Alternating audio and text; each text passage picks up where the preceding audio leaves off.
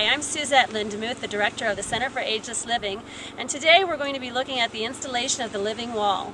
The Living Wall is a new and innovative approach to the distribution of effluent water, and we hope that this video will show you exactly how the installation of the Living Wall was done. The Living Wall is 240 feet long and 8 feet high. This is a tremendously large wall, and of course you can reduce the size of the wall to any size that would accommodate your property. This wall is backing up against the Constancia ditch, and it is also the barrier wall for a new day spa that services seniors and disabled and the community. As you can see, the wall is very long.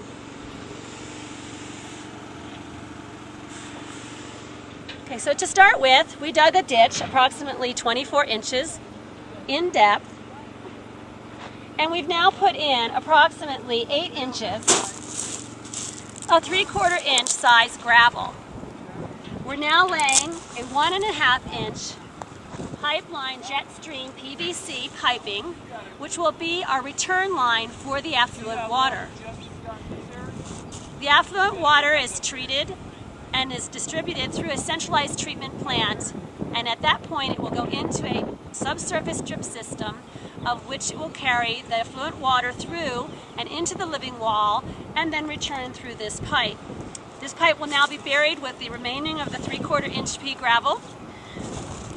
The sono tubes are set in, and these are approximately another, I would say, 18 inches deep, and cement will be poured in these to stabilize the wall. A large metal plate will be put on top of the cement for securing the internal structure of the wall, which are large 2-inch metal tubes, and they will be welded on. And at that point, we will continue to show you how the installation of the wall will be done. Hi, as you can see, we filled in the ditch that we had done, which was approximately 24 inches deep, with the 3/4 inch gravel. And this covered the 1.5 inch pipe that we had laid earlier, which was the return line for the system. The sono tubes have been cut down to level and are going to be filled with cement, and then this steel plate will be inserted into the top of the cement to create a base for the metal pipe to be welded onto. The gravel was designed at the base of the living wall to help with two factors. One, as the living wall is irrigated, the excess water will slowly percolate through the gravel, so the gravel will slow down the percolation and allow the rest of the groundwater, let it soak into the ground table at a slower rate. Also, there's a purification process that goes through as the water percolates through the ground.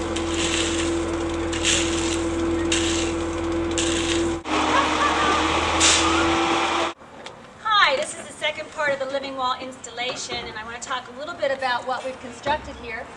We've actually made a fence out of piping, and of course, since our fence is 210 feet long and 8 feet high, we had to construct it out of a very sturdy material. So we've used a gas line that actually has a plastic coating on it.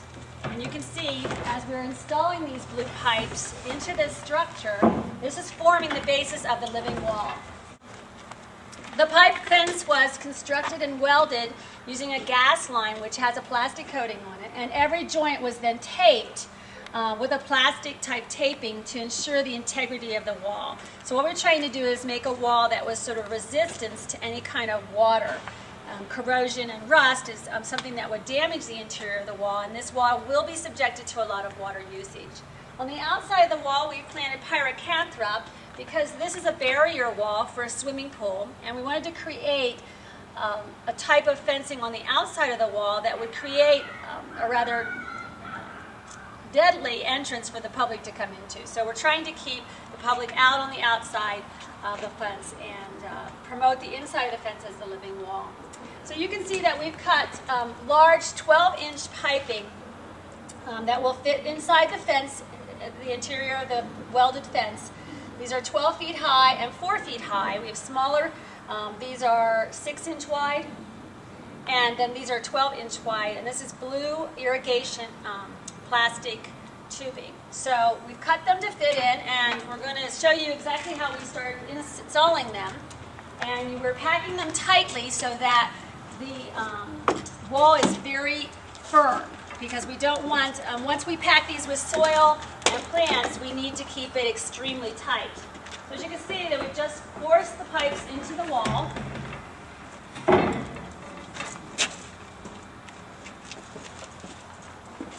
There's approximately 7 blue tubes in each of the wall sections. Where we needed to place additional piping, we could, and we actually had some smaller tubing if we needed to. So basically we made this as tight as we could with different size tubing, and we will continue to pack it. We have our shorter 4 feet ones, which again, the 4 foot tall ones are 6 inch, 8 inch. 6 inch wide. This will be part of our return line on the system. Each of these tubes will receive an emitter. They'll be packed with soil. The emitters will come back up, and the return line will be here at this bar. And then we will plant each of these tubes with plants, and we'll show you that at a later date.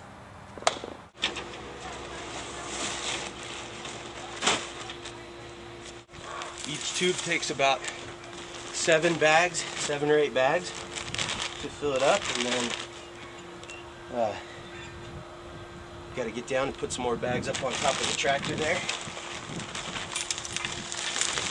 Top each tube off, and then give it a little shake, and all the dirt settles down. So this is Living Wall Technologies Part 5, installation of the living wall. This is Agra Plant Brokers, they're installing the plants into the wall. Right now at this time we are cutting 2.5, are these 2.5 inch circles? Mm-hmm. 2.5 inch circles into the plastic irrigation tubing. Prior to this, the irrigation tubing was installed. You can see that the wall is very large, 240 feet long, and we're now drilling holes to create an area where the plants will then be put in. These are plugs. There's 5 plants that are being used for the installation of the wall. This is a close-up of the plumbing and the installation of the subsurface irrigation drip line. As you can see, each tube has a section of a tubing that goes into it. It then comes out the bottom. It'll go through the holes, obviously creating water, and into a French drain, which is at the bottom of each tube, and then the tube goes across and back up to the return line.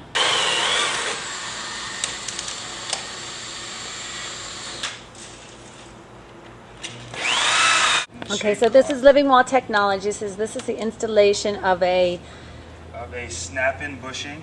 Snap-in bushing, which is technically used in the electrical field.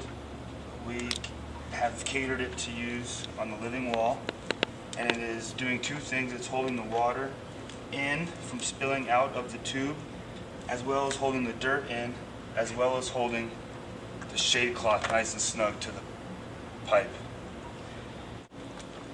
And the shade cloth that we're using is a? It is a sandstone in color. It's a 55% density wovenness material. 55% mainly because we want the gaps to be thick enough that these roots can actually grow through them. All the vines that we've entailed to plant in this wall. And the shade cloth actually covers the entire wall on both sides. Front and back, yep.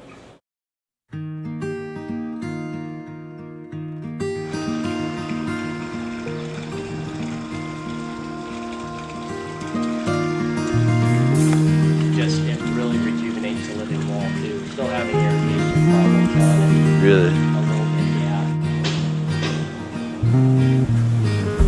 yeah. As the sun goes down, down around my ankles, whoa my mind.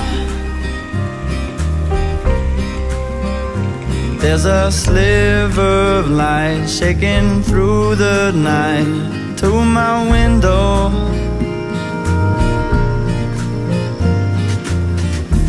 I sit by the fire as the rain outside comes down like knives, and I tell lonely lies, a little lullaby.